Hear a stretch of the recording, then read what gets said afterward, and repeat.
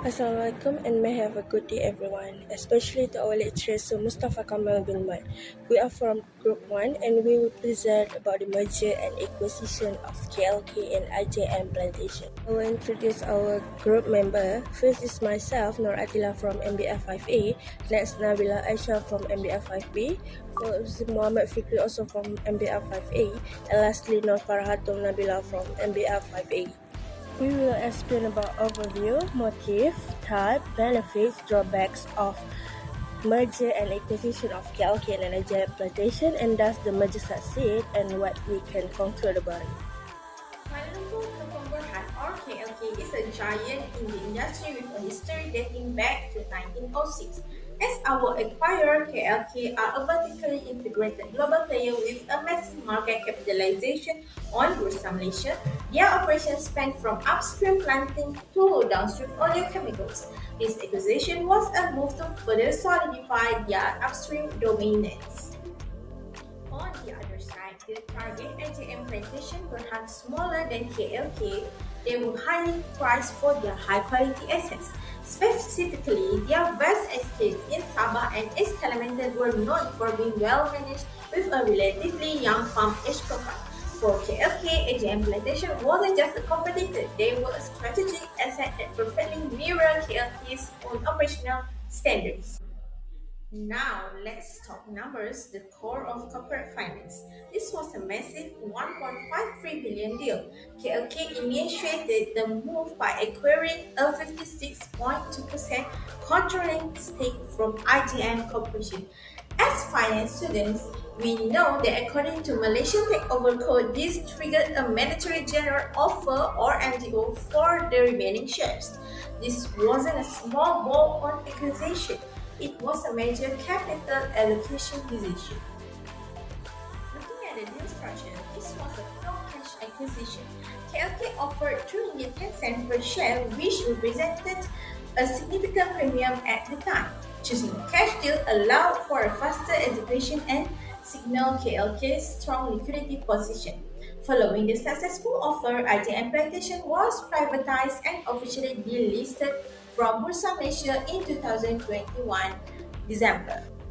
Efficiency is key in M&A. The timeline shows adverse execution. From the initial offer in June 2021 to the acceptance and the final share sale agreement in September, the process took only a few months. By December, the integration was complete. This rapid timeline minimized market uncertainty and allowed for quicker realization of synergies. Why do this? One word, synergy. In the plantation industry, land is the most limited and valuable resource. Before the merger, KLK had roughly 213,000 hectares. By adding ATMs, 61,000 hectares, KLK increased its planted area by a staggering 28%. Overnight, in an era where new land for oil palm is difficult to acquire due to environmental regulations, this acquisition was the fastest way to achieve growth.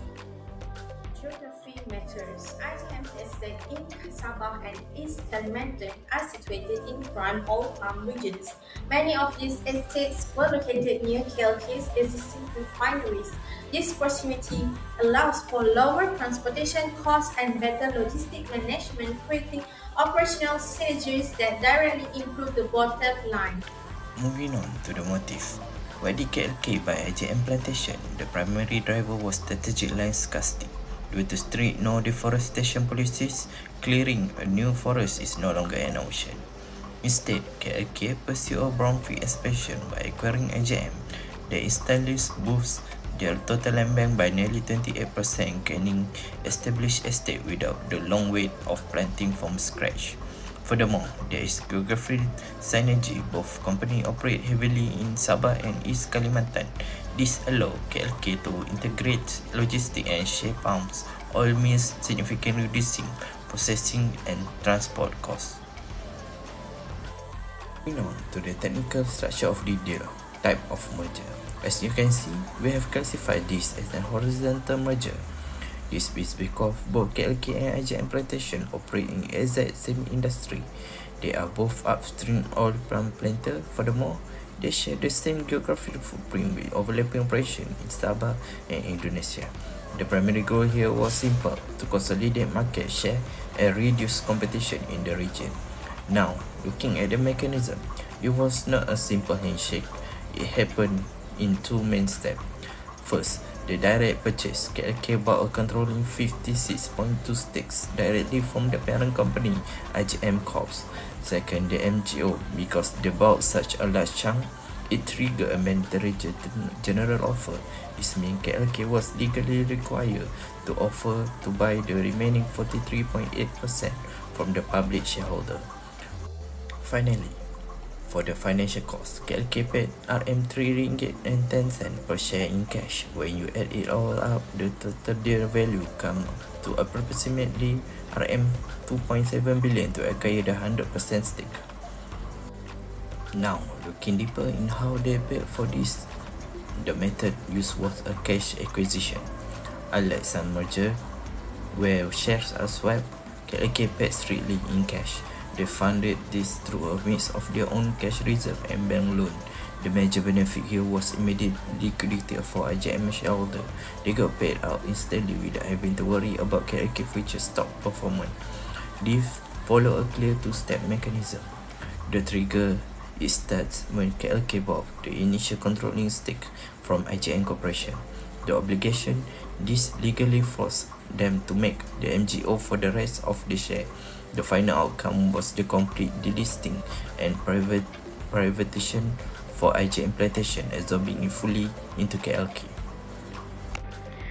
Okay, let's talk about the benefits of mergers. Okay, the merger between Kuala Lumpur Kepong Berhad and IGM Plantation provided several important benefits to the company. One key benefit is a diversification of business and assets. The merger reduced KLK dependence on a limited range of plantation by expanding its land bank across Sabah and Indonesia. This wider asset base helps stabilize earnings against palm oil price fluctuations and lower overall business risk. Okay, for another benefits of economy of scales. Okay, with larger combined operations, KLK is able to lower average production costs. The sharing of resources such as mills, logistics, and management improve operational efficiency, productivity, and bargaining power with suppliers. The merger also leads to improved financial strength. A larger combined entity improves access to capital market and strengthen the company balance sheet for the future investment. In exchange, borrowing capacity and financial credibility, supporting long-term expansion and acquisition. In addition, the merger creates potential for global and regional expansion. KLK gains a stronger presence in East Malaysia and access to IGM Plantation strategic estate and facilities. This extends KLK's competitiveness in the global palm oil market and supports its long-term growth strategy. One major drawback is capital strain. A merger requires a large amount of funds to complete and support the process, which can put pressure on the company's cash flow. Another challenge is the complex integration process. Combining different operational systems and management styles may slow down decision making and reduce efficiency in the short term. In addition, a merger leads a greater sustainability responsibility. Managing a larger plantation increases environmental, regulatory, and stakeholder pressure.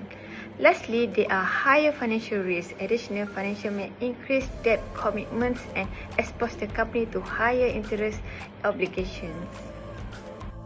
The merger between KLK and IGM Plantation can be considered successful. This is because KLK was able to expand its land bank by approximately 61,000 hectares of oil palm estate, which contributed to higher crude palm oil production. The integration process was smooth, and IGM Plantation became a KLK subsidiary in 2021 without major operational disruption.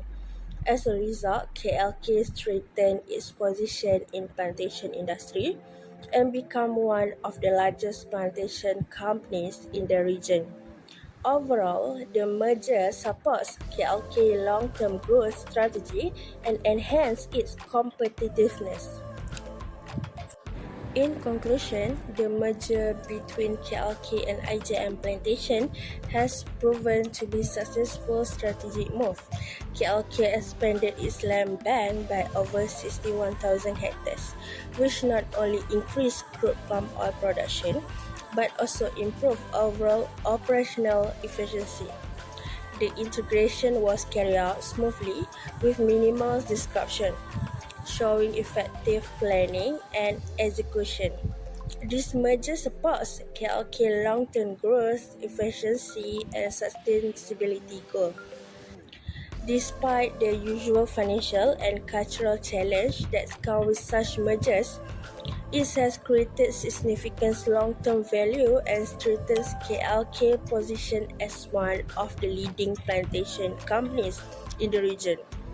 Overall, this merger reflects a well-planned and beneficial step forward for KLK futures.